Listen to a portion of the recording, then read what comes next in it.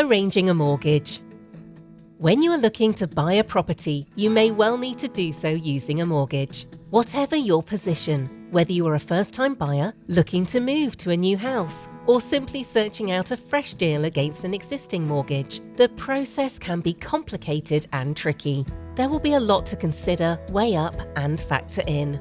A mortgage is basically a loan, provided by a mortgage lender to help you buy a property. The lender will have security over your property, which means if things go wrong, for example, you don't meet the monthly payments required, the lender can take the property back and sell it to pay off the loan. In most cases, lenders will not lend you 100% of the property's value.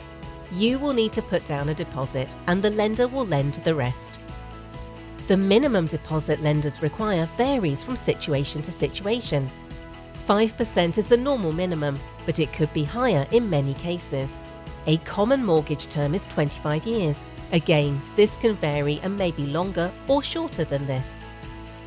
Once you have a mortgage in place, you will then pay back the capital over the term you have agreed, with payments being made monthly.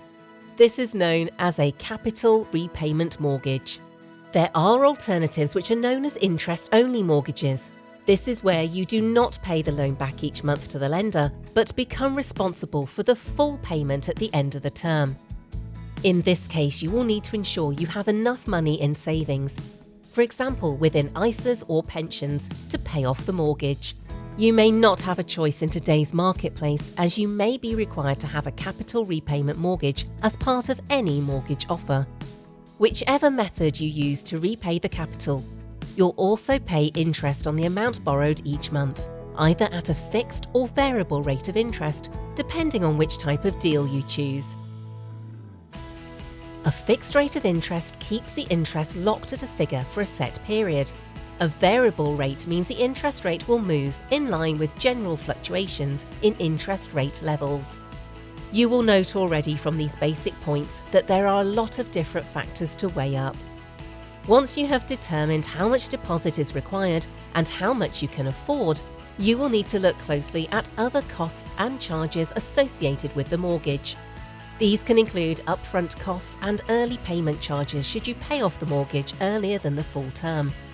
You will almost certainly need to arrange life assurance to make sure the mortgage is paid off in full should you die before the mortgage is cleared. And many lenders will also look to make sure you have a will in place to clarify the legal position.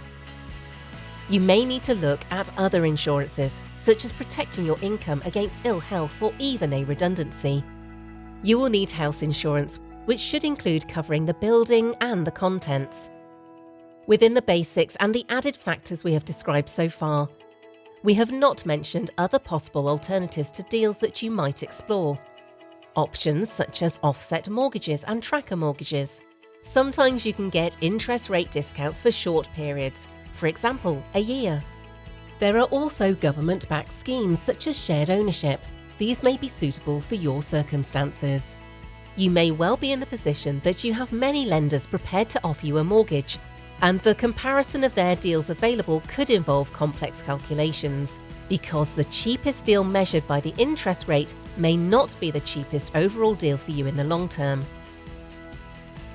The mortgage market is sometimes described as a maze, and you will see from the information outlined that there is a great deal to investigate and work through. The key factor, whatever your current position, is to take a great deal of care and to use expert help. The extent of the financial commitment and the legal position with any mortgage is considerable.